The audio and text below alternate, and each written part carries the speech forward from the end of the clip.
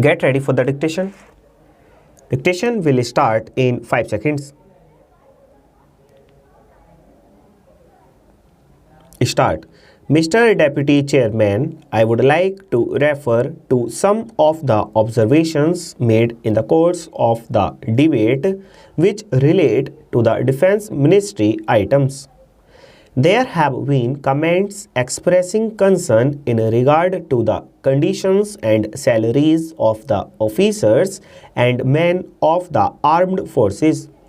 No one would contend that these conditions have either reached an extremely satisfactory state, but defense, like everything else, has to be fitted into the general pattern of the country.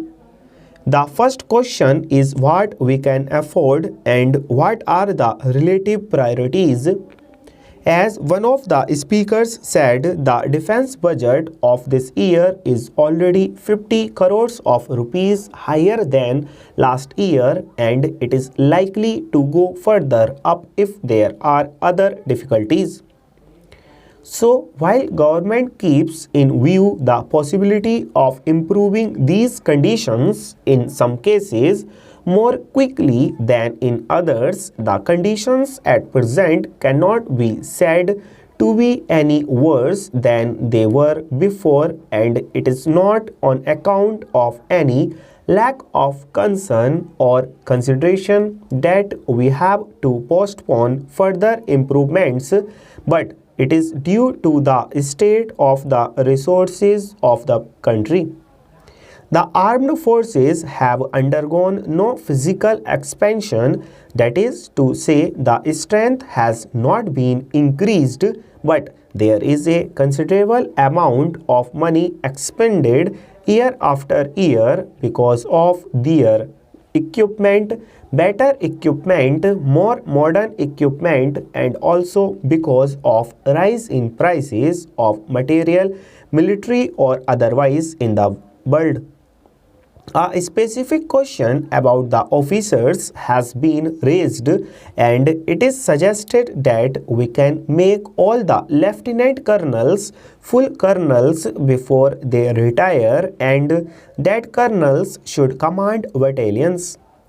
We are not refusing to have this practice just because it is not done elsewhere, but normally a battalion commander is a lieutenant colonel elsewhere.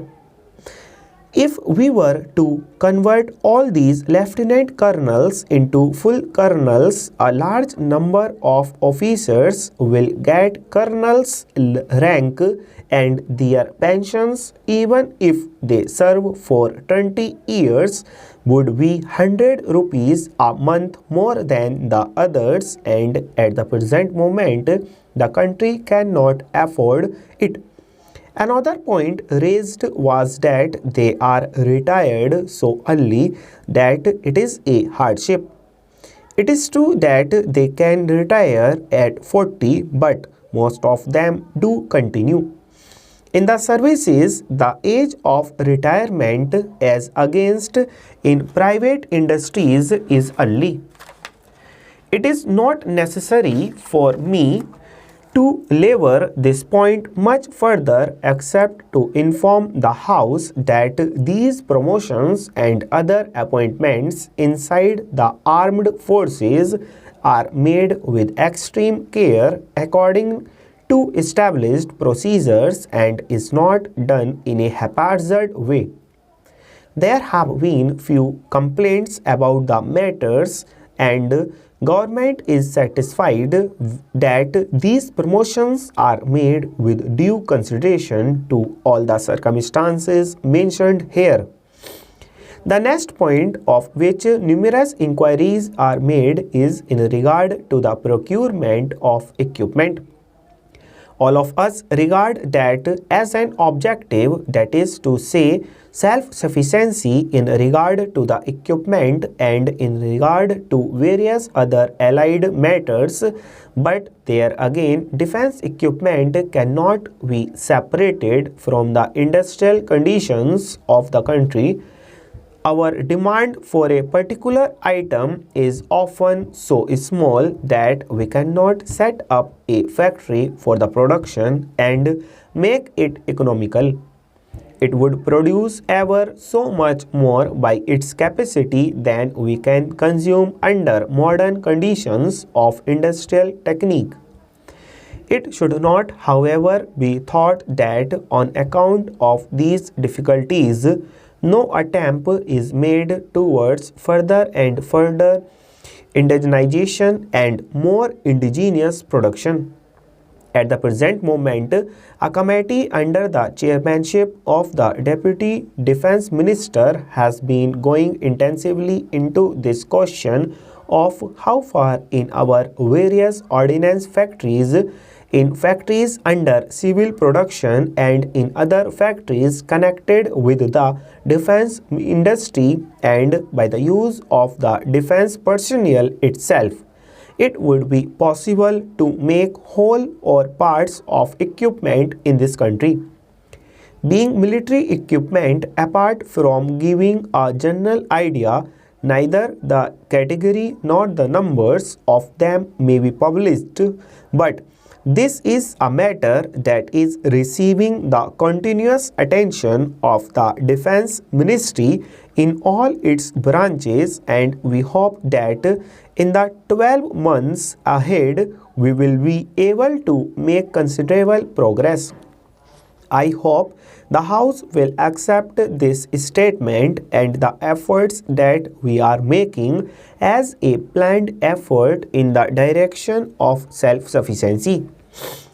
There has been some criticism in regard to the containments, and I would like to refer to this because more than once this point has been raised. In this matter, Mr. Deputy Chairman, there is some misunderstanding about the position of these containments. Some members appear to look upon them as a relic of British rule. In any army like ours, these cantonments are essential. They are really military estates. Originally, they were so started because the army had to be kept isolated from the people, perhaps under the conditions which would keep them fit for the purpose.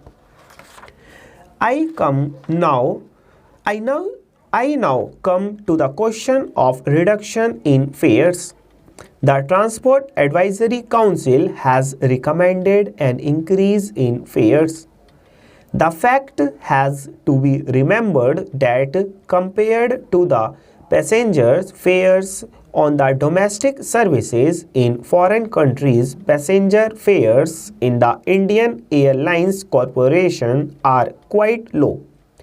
The fares on certain domestic sectors in Australia and the tourist class in the USA are, however, very low because of favorable circumstances of high utilization of equipment and personnel and high load factor. Such circumstances do not prevail in India. Before nationalization. Some of the private airlines charged very low fares which were clearly uneconomic.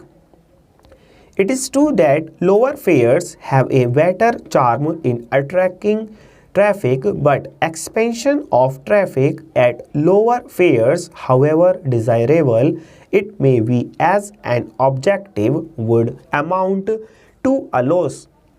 If we are losing now, if we say that we will attract more traffic by lowering the fares, the traffic might increase, but then the loss is not likely to be covered, full stop.